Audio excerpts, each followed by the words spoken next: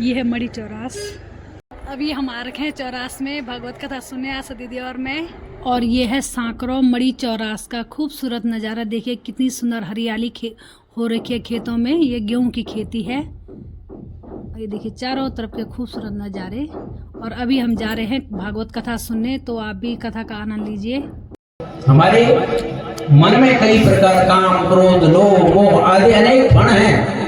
नागों की तरह इनको सत्कर्मों की ओर मोड़ो। सत्कर्मों में इनकी शक्ति को लगाओ, किसी को नुकसान पहुंचाने में नहीं। तो अब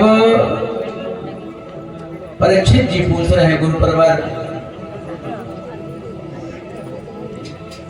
वहां क्यों गया काली, क्या बात ऐसी थी? प्रश्न को आगे बढ़ाते हुए गुरु सुखदेव कह रहे हैं, ये पुत्र परीक्षित, कद्रु और विनता कश्यप ऋषि की दो पत्नियां थी।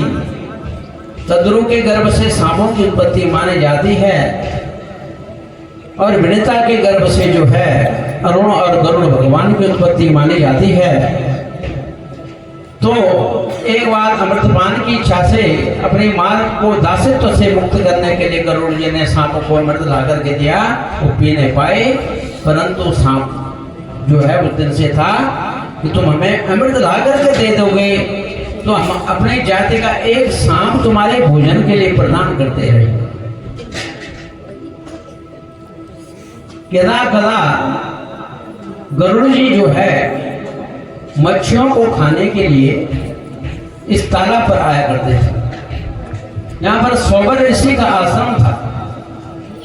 उन मच्छियों की जो है हत्या देखकर गरुड़ जी के द्वारा सौबर ऋषि ने कहा गरुड़ जी को कि हे गरुड़ जी, तुम इस स्थान पर इन मत्स्यों को क्षति पहुंचाओगे, इनको मारोगे, खाओगे तो तुम अपने प्राणों से हाथ धो बैठोगे, मैं तुम्हें श्राप दे दूंगा। इसलिए मैं पहले सावधान कर रहा हूं, तुम यहाँ पर नहीं आओगे। तो श्राप के गड्ढे से छतरन लाठ उस पर्वत पर लगा रहे हैं कि कहीं हमारे ऊपर न गिर जाए। अपने आराध्य पर पूरा विश्वास रखो। कुछ अधगजे लोग होते हैं, एक देवता को छोड़कर जहां दूसरे देवते की प्रशंसा सुने उसकी पूजा करने लग जाते हैं। कोई दुर्गा देवी की पूजा करता था, आप कहीं सोचा उसने कलयुग में तो हनुमान जी बड़े प्रसन्न होते हैं।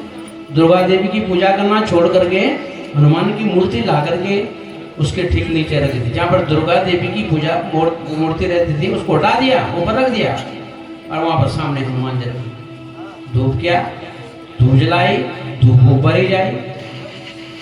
उसने दुर्गा देवी के नाक में रुई ठोस दी, रुई घुसा दी कि ताकि इस धूप इसकी ये न सूंघ पाए।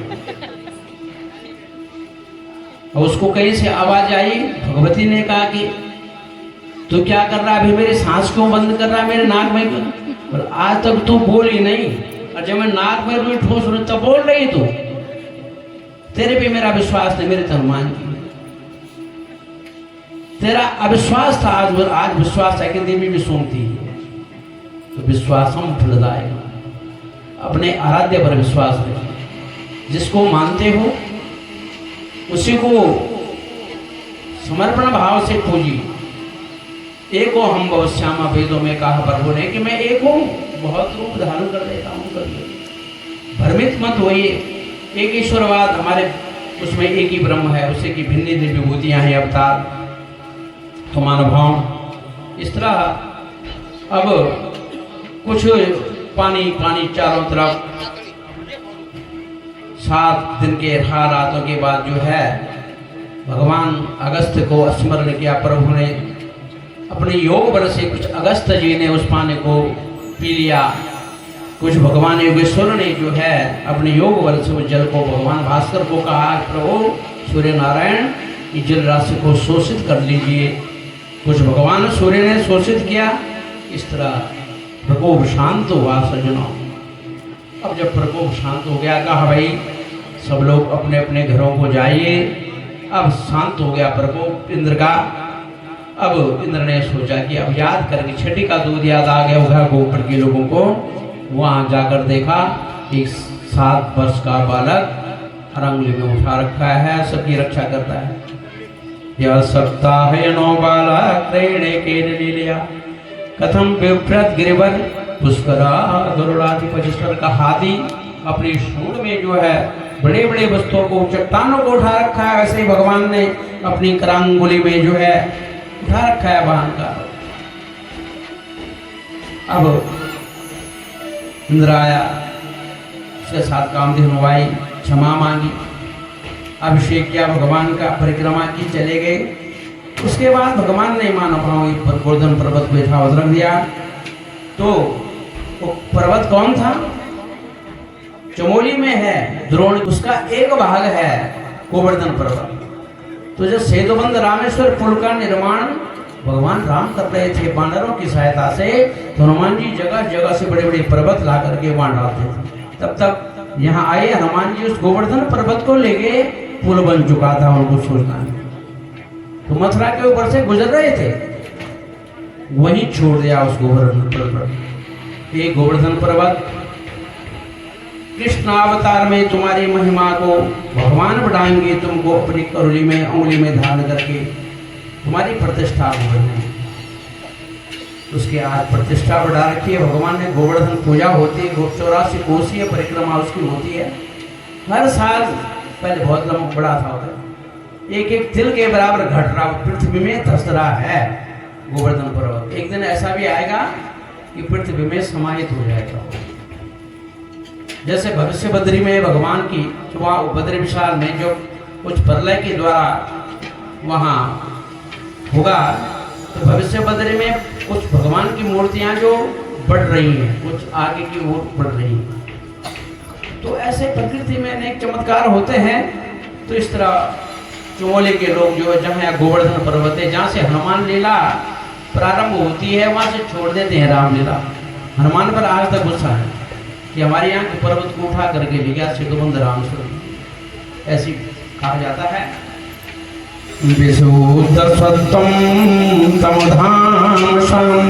लीलाएं करते हैं, धर्म मर्यादा की रक्षा करते हैं। तो सज्जनों, गोप कह रहे हैं कृष्ण तेरे अंदर ये शक्ति कहाँ से? भाई मैं भलाई करता हूँ लोगों, तो भलाई करो। भलाई हमें कई गुना फल वापस लौटा देती है हमारी की गई भलाई। जिस प्रकार हम खेत में जब बोते हैं, वो बीज चाहे उल्टा पड़े चाहे सुलटा पड़े, सुलटा ही पेड़ पौधा बनता है। इस प्रकार भलाई मानव भाव में एक भलाई करेंगे तो भलाई हमें कई गुना वापस लौटा देती है। जिस प्रकार फसल का दाना एक बीज बोते हैं, उसके हजारों बीज हमको लौटा देता है, ऐसी अच्छाई है। अच्छाई हमें कई फल देती है। तो भगवान श्री कृष्ण का यही संदेश है, इसी तरह अच्छाई करो, फल की आशा मत रखो, सुंदर कर्म करते रहो, जिन कर्मों के माध्यम से जो है मनुष्य अपनी मानवता को प्राप्त करता है। जिस प्रकार तारों के बीच से चंद्रमा अंतर्धान हो जाता है, बादलों में छुप जाता है, ऐसे ही उनके बीच से जो है अंतर्धान हो गई। संयोग जन्य आनंद का अनुभव वियोग में ही होता है। संयोग में आदमी निरादर करता है और वियोग में आशा करता है। तो ऐसे ही गोपियों की स्थिति है। ये भगवान की लीलाएं मानव, ये काम लीलाएं नहीं, रास लीला। भगवत प्राप्ति के 5 सोपान है। भगवत कथा का आश्रय, नवदा भक्ति का आश्रय, गुरु शरण, हृदय में वैराग्य की भावना, देव भाव से वो रुकना। तो अब जो है जब अंतर्धान हो गए प्रभु, तो गोपांगना भगवान को ढूंढने लग गई। हे पीपल, हे आम, वृक्षों को पूछ रहे, क्या तुमने कृष्ण में देखा? अरे तुम पुरुष हो, तुम नहीं बताओगे स्त्री की मदद करते हैं। एक कल्याण रूपणी तुलसी, तुमने हमारे कृष्ण को देखा है?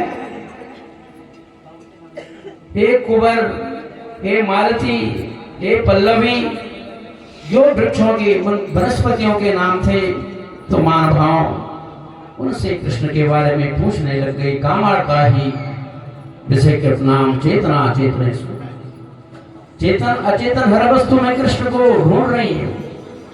कृष्ण की सन्निधि को प्राप्त करने के लिए तब तक घूमती घूमती यमुना के किनारे पर वहां पर पदचिन्ह देके एक गोपी को, राधा का कहीं भागवत में नाम नहीं है सज्जनों, एक गोपी को लेकर के भगवान अंतर्धान हुए थे। उसने भी कहा कि मैं बहुत थक गई हूँ, मैं पैदल नहीं चल पाती हूँ, मुझे अपने कंधे में बिठाओ। भगवान ने तो इसको दोनों से भी ज्यादा मान हो गया, मैं सबसे श्रेष्ठ हूँ।